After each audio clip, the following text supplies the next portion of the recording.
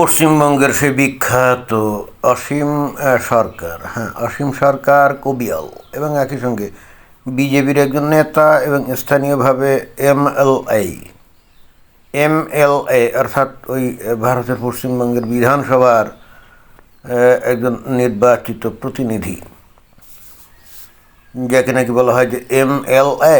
তো উনি আবারও দেখলাম যে একটা বক্তব্যে বেশ উষ্মা প্রকাশ করলেন এবং যথেষ্ট ক্ষেপ্ত এবং একই সঙ্গে ফ্রাস্ট্রেটেড। বিষয়টা আমার নজর কাড়লো এবং সেই হেতু এই ভিডিওটার অবতারণা। দাদা, প্রথমে আমরা তার কথাটা একটু শুনিয়ে আসি। আমি তো ঘুম ভাঙাচ্ছি, হিন্দুরা তো জাগে না, হিন্দুরাই তো ঐক্যবদ্ধ হচ্ছে না। এই যে অসীম সরকার কিন্তু খুব হতাশার সাথে বলল, কি বলল, যে আমি তো জাগাতে চাই, হিন্দুদেরকে জাগাতে চাই, হিন্দুরা তো ঐক্যবদ্ধ হচ্ছে না, হিন্দুরা তো জাগে না এবং সেই হেতু তারা ঐক্যবদ্ধ হচ্ছে না। অনেকটা আমার কাছে যেটা মনে হয় যে উনি বলতে চেয়েছেন হিন্দুরা তো মাল খেয়ে টাল হয়ে আছে, গাঞ্জা মাঞ্জা টেনে অথবা মাল খেয়ে টাল হয়ে আছে, তাদেরকে কোনো কিছু বললে তাদেরকে জাগানো যাচ্ছে না, তারা নেশায়বুদ হয়ে আছে এবং যেহেতু জাগানো যাচ্ছে না সেহেতু তাদেরকে ঐক্যবদ্ধ করা যাচ্ছে না। তো এখন উনি আসলে কিসের ভিত্তিতে মানে এই জাগাতে চাচ্ছেন বা ঐক্যবদ্ধ করতে চাচ্ছেন, বিষয়টা কি? বিষয়টা তো সবাই জানে যে কিছুদিন আগে উনি কী বলেছিলেন, ওই যে ইসলাম ধর্মের একটা বিধানের কথা বলেছিলেন, যেটা হলো ওই যে ইসলামের যে পবিত্র গ্রন্থ আছে কোরআন, তো ওখান থেকে উনি একটা রেফারেন্স দিয়ে বলেছিলেন, সেটা কি, যে কোরআনের 9 নম্বর সূরার যেটার নাম হলো সূরা তাওবা 5 নম্বর আয়াতে ওখানে বলা আছে যে অতঃপর নিষিদ্ধ মাস অতিক্রান্ত হলে মুশরিকদেরকে যেখানে পাও সেখানে হত্যা করো, তাদের সন্ধানে ওত পেতে বসে থাকো,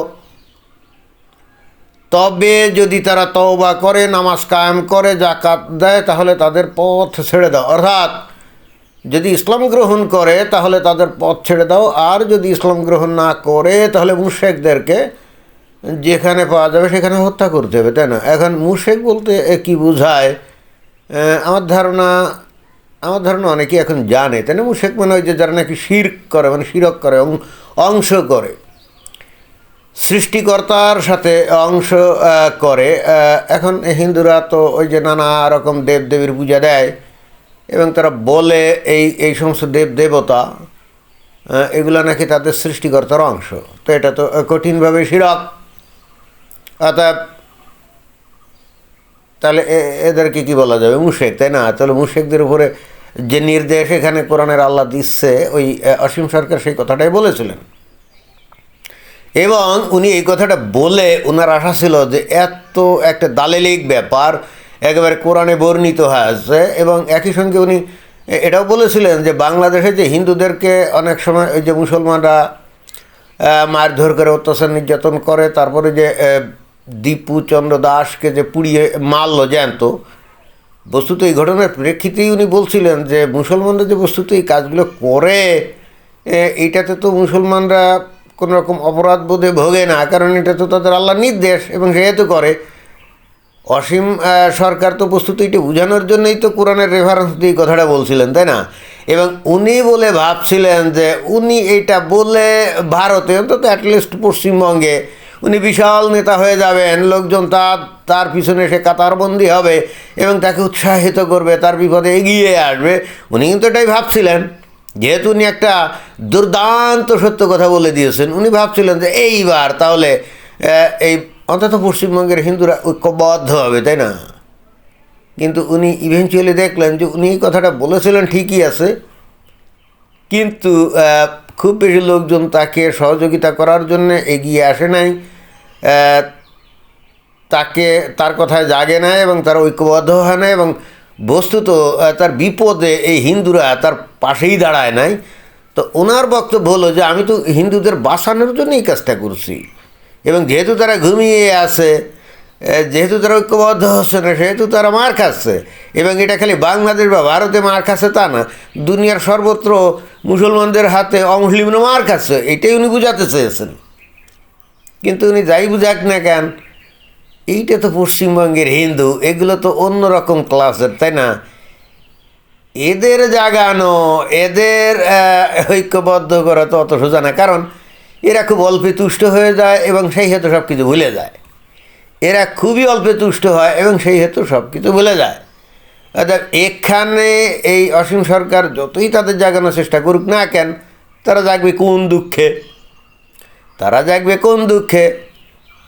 এই যে মমতা ব্যানার্জি, এই যে আমি শুনলাম যে ওখানে লক্ষ্মীর ভাণ্ডার না কি জানি আছে, তো ওই লক্ষ্মীর ভাণ্ডারের নামে প্রত্যেকটা মহিলাকে নাকি মাসে 1,000 টাকা করে দেয়। এইবার শুনলাম যে ইলেকশনে এই 1,000 টাকা থেকে নাকি 1,500 করবে।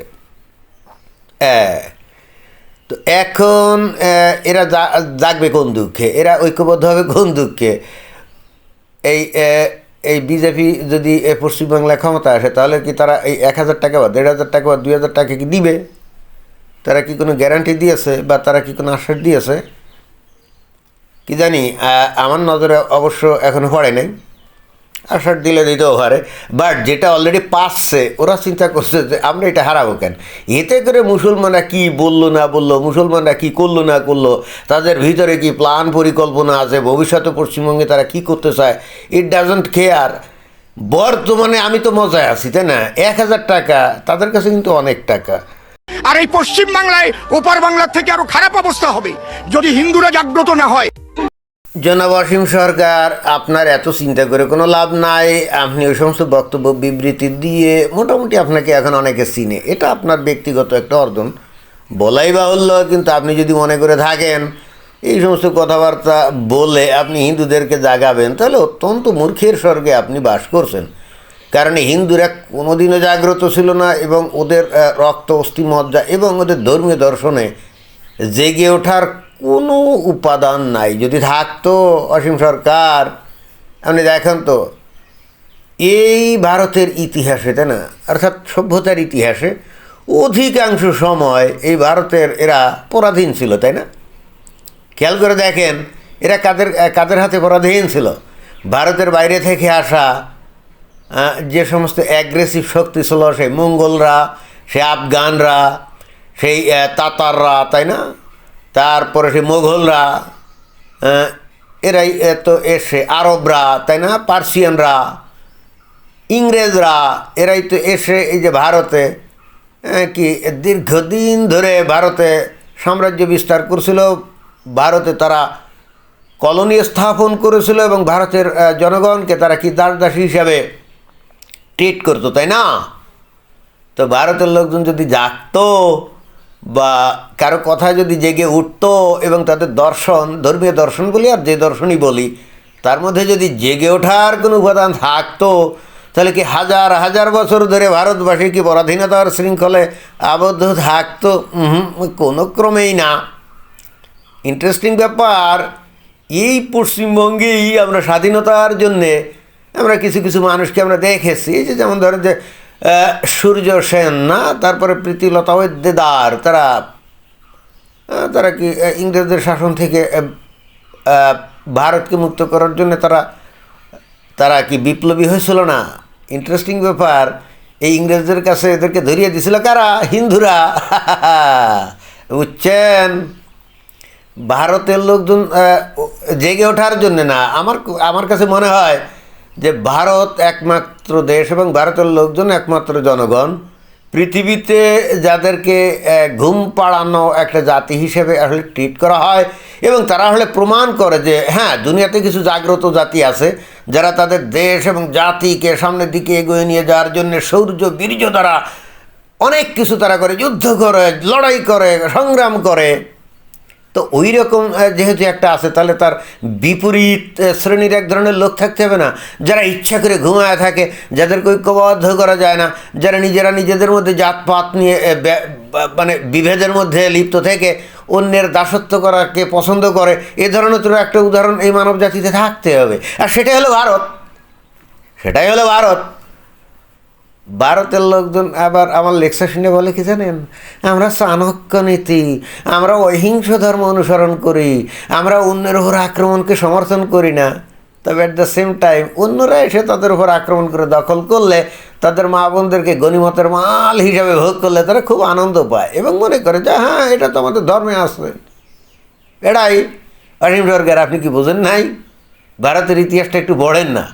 আবার এমন ভয়ঙ্কর ঘটনা এই ভারতে ঘটছে, এটা তো আগে আসলে বুঝতাম না, পরিণত বয়সে এসে বুঝছি। কারণ এই ইতিহাসগুলো তো আমরাও পড়তাম। কি ভারতে যে সমস্ত আগ্রাসী বহির্দেশীয় মঙ্গল, তাতার, মুঘল, আরব, পার্সিয়ান, আফগান, যে সমস্ত বহিরাগতরা এসে এই ভারতের লোকজনকে দাসদাসী বানাতো, ওদের ইতিহাসে থেকে তাদের গুণগান করছে। অর্থাৎ ভারতের লোকজন বীর পুরুষ হিসেবে সম্রাট আকবরকে বেছে নিয়েছে। হায় হায় হায়, এই সম্রাট আকবর কি ভারতের লোক ছিল? অদ্ভুত ব্যাপার না?